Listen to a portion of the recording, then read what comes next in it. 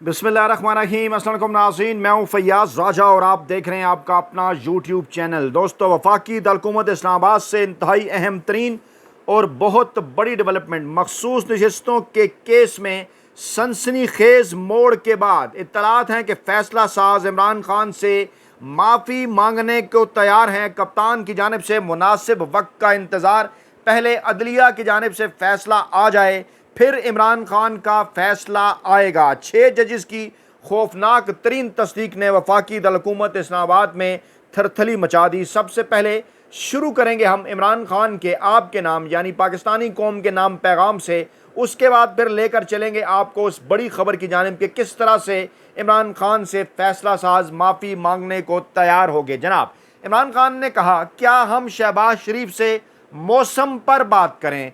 Imran Khan Adiala jail में media से गुफ्तगू कर रहे थे और इमरान खान ने एक सवाल के जवाब में कहा कि क्या हम शहबाज शरीफ से मौसम पर बात करें। इसका बैकग्राउंड क्या था? इमरान खान का कहना था कि अगर ये हुकूमत रह गई तो लिख लें, अगले बजट में मुल्क की कर्जे मजीद बढ़ जाएंगे, गुर्बत बढ़ जाएगी, मुल्क के अखराजात बढ़ जाएंगे, आमदन बहुत कम हो जाएगी। सहाफ़ी ने सवाल किया कि वज़ीर आज़म ने आपको मुज़ाकरात की दावत दी है, क्या आप शहबाज शरीफ से मुज़ाकरात के लिए तैयार हैं? इमरान खान ने जवाब दिया, क्या हम शहबाज शरीफ से मौसम पर मुज़ाकरात करें?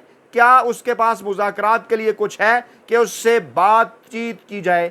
ज़रा देखिए, ज़रा सोचिए, पूरे मुल्क के अंदर कितनी शदीद गर्मी पड़ रही है। आप भी शायद मेरा ये वीलॉग किसी ठंडे कमरे में बैठे सुन रहे होंगे। ज़रा थोड़ी देर के लिए तसव्वुर कीजिए कि इमरान खान के पास जेल में जो सेल है वो ओवन बन जाता है जब उसका पंखा बंद होता है, कोई एसी की सहूलत मौजूद नहीं। तकरीबन 10-11 माह हो चुके। इमरान खान आपके लिए, पाकिस्तानी अवाम के लिए, आइन और कानून की सरबुलंदी के लिए, जमहूरियत के लिए, आपकी आइंदा आने वाली नस्लों के लिए जेल के अंदर हैं। उन्हें गैर आइनी और गैर कानूनी तौर पर जेल में रखा गया है। लेकिन अब भी जब वो बात करते हैं तो आप अंदाज़ा लगा सकते हैं कि उनकी हर एक बात के अंदर एक ही पैगाम है कि आपने घबराना नहीं है, क्योंकि डट के खड़ा है कप्तान। इस बात पर कमेंट ज़रूर कीजिए करें जब कप्तान आपको ये मैसेज देता है कि आपने घबराना नहीं है, क्योंकि डट के खड़ा है कप्तान। इमरान खान ने इलेक्शन से मुतल्लिक बातचीत करते हुए कहा कि इंतखाबात को 5 माह गुजर गए लेकिन अभी तक किसी को कुछ नहीं पता कि कौन जीता कौन हारा।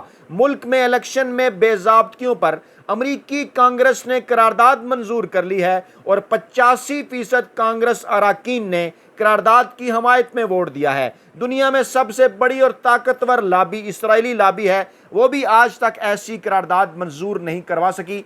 ज़रा थोड़ी देर के लिए यही रुकते हैं। यही जलन है, यही मसला है वड्डे एंकरों को, वेले कलमनगारों को और मुलाजम साफ़ियों को कि वो लिंक करते हैं। इमरान खान के मुखालफिन भी लिंक करते हैं, न्यूयॉर्क के टैक्सी ड्राइवर हों या आसिफ जरदारी और नवाज शरीफ के ज़ाती मुलाजिम हों, वो मामलात को लिंक करते हैं और कहते हैं, देखिए जनाब, इमरान खान तो कह रहे थे, चाहे वो इरफान सिद्दीकी साहब जैसे पालशी हों, चाहे वो सुहेल वड़ाइज साहब जैसे जो है वो नाम नहाद तजिया निगार हों, एक ही बात करते हैं कि देखिए जनाब, इमरान खान ने तो कहा था कि जनाब अमेरिका ने हुकूमत गिराई और अब अगर अमेरिकी कांग्रेस ने करारदाद पास कर दी, इसका क्या मतलब है? यही तो बात आपको समझ नहीं आ रही कि पाकिस्तान की क्या, दुनिया की तारीख में पहली मरतबा किसी शख्स ने, किसी सियासी रहनुमा ने अमरीकी अवान नुमाइंदगान, अमरीकी इंतज़ामिया और अमरीका को भी इतने ज़बरदस्त अंदाज में टक्कर दी कि वो अमरीका जो कि 2 साल पहले पाकिस्तान के ख़िलाफ़ हुकूमत गिराने की, इमरान खान की हुकूमत गिराने की जिसने साजिश की, धमकी दी, जिसने जो है वो इमरान खान ने कहा कि उस वक्त की इस्टेब्लिशमेंट को कहा कि इमरान खान की हुकूमत गिराएं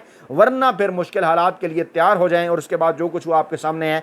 आज वो भी उसी की कांग्रेस ये बात तस्लीम करने पर तैयार है कि इमरान खान को जो है वो गैर आइनी और गैर कानूनी तौर पर जेल के अंदर रखा गया है। UNO ने कह दिया, अमरीकी कांग्रेस कह रही है कि साफ़ और शफाफ इंतखाबात नहीं हुए, तहकीकात कराई जानी चाहिए। बरतानवी सफ़ीर कह चुके, पूरी दुनिया कह रही है। एक भी इस किस्म की खबर आप निकाल कर बता दें 2018 के इलेक्शन नवाज शरीफ के हवाले से आपके सामने आई हो, जो नाम नहाद तजिया निगार इन दोनों इलेक्शंस का कंपैरिजन करते हैं। बात आगे बढ़ाते हैं। इमरान खान ने कहा, कोई भी दुनिया की ताकतवर तरीन लॉबी इस किस्म की करारदाद मंजूर नहीं करवा सकी जो करारदाद पाकिस्तान तहरीक इंसाफ और इमरान खान के हक में 85% अरकान कांग्रेस के वोटों से अमरीका में मंजूर हुई। इमरान खान ने कहा कि वर्ल्ड कप में पाकिस्तानी क्रिकेट टीम की कारकर्दगी अगर ठीक करनी है तो सबसे पहले मोहसिन नकवी को निकालें जो सिफारिश पर चल रहा है। जी हाँ, आपको याद होगा इसी प्लेटफॉर्म पर हम आपके सामने ये बात गोश गुजार कर चुके कि माफ़ी मांगने को तैयार है इस्टेब्लिशमेंट का नुमाइंदा यानी मोहसिन नकवी साहब।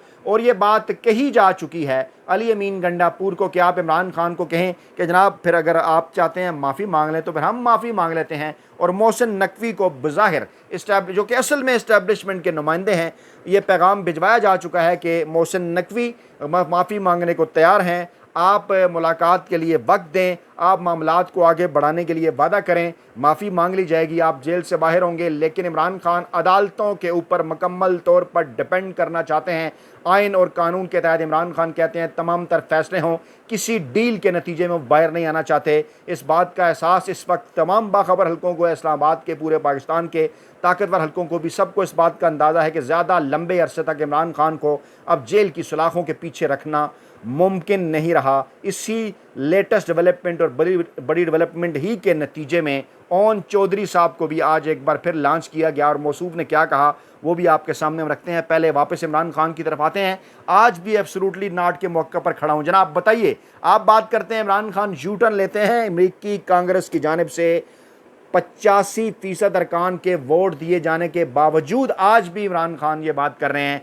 एब्सोल्युटली नॉट पर खड़ा हूँ, इस मामले के ऊपर खड़ा हूँ कि जनाब अमेरिका ने हमारी हुकूमत गिराई थी। उन्होंने कहा कि अमेरिकी रिपोर्ट्स आ रही होती हैं जो खुद भी इकट्ठी करते हैं। अमेरिकी कांग्रेस ने पूरी तहकीक के बाद करारदाद पेश की। अक़वाम मुत्तहिदा के इंसानी हकूक़ कमीशन का भी बयान आ चुका। मुल्क में पिल्डैट फैफन पतन की रिपोर्ट्स में धांधली की तस्दीक हो चुकी। चीफ इलेक्शन कमिश्नर को धांधली को कवर करने के लिए लगाया गया है। सारा मुल्क कह रहा है फ्रॉड इलेक्शन हो रहा है, सारी फ्रॉड इलेक्शन हुआ है। सारी दुनिया वही कह रही है जो कमिश्नर पिंडी और साबिक वज़ीर-ए-आज़म अनवारुल्लाह काकड़ ने हनीफ अब्बासी को कहा था। इमरान खान ने कहा कि रिटायर्ड जजेस को टर्मिनल में तैनात करके मर्जी के फैसले हासिल करने की कोशिश की जा रही है। इस तरफ भी आपको लेकर चलेंगे। इमरान खान ने कहा पीटीआई में कोई फॉरवर्ड ब्लॉक नहीं बन सकता, ये अवाम की वोट की ताकत से कायम होने वाली जमात है। तमाम ग्रुपों को मैं मुलाकात के लिए बुलाऊंगा अडयाला जेल, खुद मैं तमाम मसाइल हल कर दूंगा।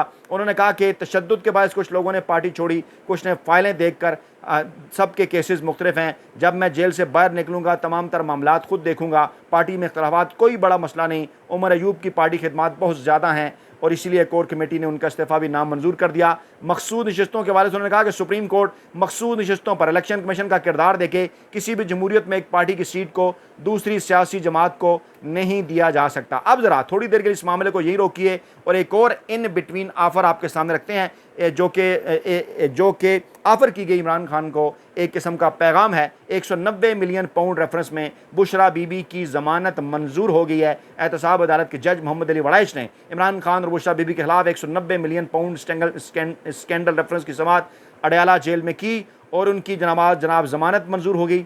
और मामला एक जैसा है, उनकी होगी तो फिर इमरान खान की क्यों नहीं हुई? मामला क्या है? यही है, इमरान खान को मैसेजेस हैं, इमरान खान को पैगामात हैं। इस एक ज़मानत के नतीजे में ये कहा गया कि देखिए जनाब हम आपकी रहाइयाँ वगैरह हो जाएंगी, आप इन मामलात के ऊपर आएँ और हमारे साथ डील करें। लेकिन सरे दस्त हम इस मामले को यहीं रोकते हैं, दीगर मामलात की जानिब आपको लेकर चलते हैं। वो मामला है जनाब, ज़रा जहन में रखिए, ओन चौधरी साहब ने कहा आप 9 मई की माफ़ी मांग लें, मैं आपके साथ खड़ा हो जाऊंगा। असल में है क्या ये, इसके अंदर खबर क्या है? जी बिल्कुल, हम भी ये बात समझते हैं, आप भी ये बात अच्छी तरह से नोट कर लें। ये बयान ओन चौधरी का नहीं है। ओन चौधरी किन का नुमाइंदा है? ओन चौधरी का यह बयान उनके हैंडलर्स की तरफ से है कि खान साहब प्लीज़ आप माफ़ी मांग लें, हम आपके साथ खड़े हो जाएंगे। ओन चौधरी ये बात क्यों कर रहे हैं, आप 9 मई की माफ़ी मांग लें, मैं आपके साथ खड़ा हो जाऊंगा?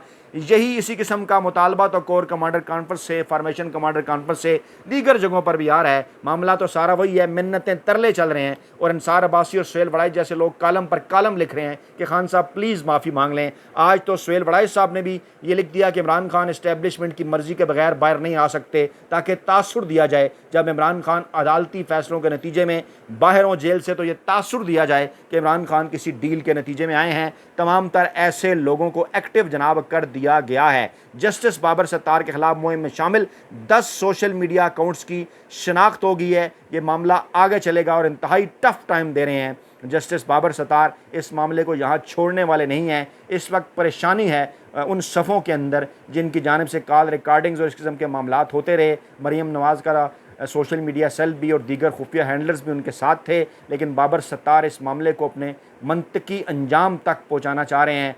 एक्स ट्विटर इंतज़ामिया से भी रब्ता कर लिया गया है, भारत की मिसालें भी उन्हें दी गई हैं और अब ये मामला यहाँ रुकेगा नहीं, दूध का दूध पानी का पानी होगा। कौन था जजेस के खिलाफ मुहिम के अंदर 10 अकाउंट्स तो सामने आ भी चुके हैं। दबाव बढ़ाने के लिए वज़ीर खैबर पख्तूनख्वा के नाकाबिल ज़मानत वारंट गिरफ्तारी जारी कर दिए गए हैं। वो कहते हैं ना, मैंने आपको कहा ना कि वो जो एक पॉलिसी हुआ करती थी ना अमेरिका की पाकिस्तान के हवाले से, स्टिक एंड कैरेट के हवाले से, इन्हें इस बात का अंदाज़ा नहीं कि इमरान खान तो माइंड गेम का बादशाह है। ये इमरान खान के साथ एसाबी जंग लड़ना चाहते हैं, कभी कोई रिलीफ बुशरा बीबी की ज़मानत की सूरत में और कभी अली अमीन गंडापुर के नाकाबिल ज़मानत वारंट गिरफ्तारी जारी, ताकि बिल्ली चूहे का खेल खेला जा सके। दूसरी जानब क्या होता है, judicial commission chief justice Lahore high court के लिए जस्टिस आलिया के नाम की मंजूरी दे देता है। 2 सीनियर जज साहबान को इग्नोर कर दिया जाता है। काजी फाइज ईसा साहब है जो कि बड़े दलाइल दिया करते थे जब वो चीफ जस्टिस नहीं बने थे, बड़ा इनकलाबी दलाइल वो दिया करते थे, वो तमाम असूल जवाबित जजेस की तैनाती के हवाले से वो भूल चुके हैं सिर्फ़ और सिर्फ इमरान खान के बुक्स में। और ख़्याल ये किया जा रहा है कि अपनी फील्डिंग सेट की जा रही है अहम तरीन मौक़े के ऊपर, और कहा यह जा रहा है कि जस्टिस आलिया नीलम के जो 2 सीनियर जज साहबान हैं वो रिज़ाइन भी कर सकते हैं। और तारीख़ में पहली मरतबा हुआ है कि लाहौर हाई कोर्ट के अंदर जूनियर जज को जो है वो चीफ जस्टिस तैनात कर दिया गया है। मकसूद नशिस्तों के केस के अंदर कह दिया सुप्रीम कोर्ट ऑफ पाकिस्तान ने कि मौजूदा तनाज़ा इलेक्शन कमीशन की गलतियों की वजह से हुआ और अदालत क्या ये गलतियाँ ठीक करे क्या नहीं, इस पर इख्तलाफात हैं। लेकिन कितनी ही हैरान कुन बात है कि काजी फैज़ ईसा साहब के फ़ैसले के अलावा कोई भी काजी फैज़ ईसा साहब का फ़ैसला नहीं समझ सका, चाहे वो इलेक्शन कमीशन हो, चाहे उनके ब्रदर जज साहबान हो। बल्कि अगले चीफ जस्टिस मंसूर अली शाह साहब ने तो कहा भी तंजन के काश मेरा भी ऐसा दिमाग होता कि मैं भी चीज़ें देखकर चीफ जस्टिस काजी फैज़ ईसा साहब की तरह समझ जाता। काजी फैज़ ईसा साहब इमरान खान की हिरासत का फ़ैसला मनमानी और आलमी कवानीन की खिलाफ वर्जी है। UN वर्किंग ग्रुप ने यह कह दिया है, बल्ले का निशान भी आपने लिया, ये भी उन्होंने कह दिया है, उसी के ऊपर धांधली की बुनियाद रखीगी, ये भी उन्होंने कह दिया है। इद्दत केस के हवाले से भी बड़ी खबर है, सेशन जज ने कहा कि 8 जुलाई तक हर सूरत इस मामले को ख़त्म होना है, मामलात आगे नहीं जाएंगे। 4 जुलाई को जनाब अहम तरीन केस की समात है और वो केस है जनाब रिटायर जज लगाना पंजाब इलेक्शन ट्रिब्यूनल के अंदर। इसके अंदर काजी फैज़ ईसा साहब ने अपनी मर्ज़ी का बेंच बनाया है। काजी साहब खुद सरबराही कर रहे हैं क्योंकि धांधली का आगाज़ क्योंकि उनके फ़ैसले से हुआ, इसको सेफ गार्ड भी करना है। काजी साहब के साथ अमीनुद्दीन खान हैं, जमाल मंदोखेल हैं, नईम अख्तर अफ़गान हैं, अकील अब्बासी हैं। समझ नहीं आती, इस्लामाबाद के बाखबर हल्के पूछते हैं कि ऐसी क्या गीदड़ सिंगी है अमीनुद्दीन खान साहब के पास, नईम अख्तर अफ़गान साहब के पास, जमाल खान मंदोखेल साहब के पास, कि काजी साहब के हर बनाए गए मैच में ये तीनों जज साहबान काजी साहब के साथ होते हैं। फ़ौजी अदालतों का केस भी 8 जुलाई को लगने जा रहा है, वहाँ पर भी 7 रुकनी बेंच है, जस्टिस अमीनुद्दीन साहब सरबराही कर रहे हैं, वहाँ भी जस्टिस जमाल खान मंदोखेल शामिल हैं, मोहम्मद अली मज़र साहब हैं, जस्टिस हसन अज़हर रिजवी हैं, जस्टिस शाहिद वईद हैं,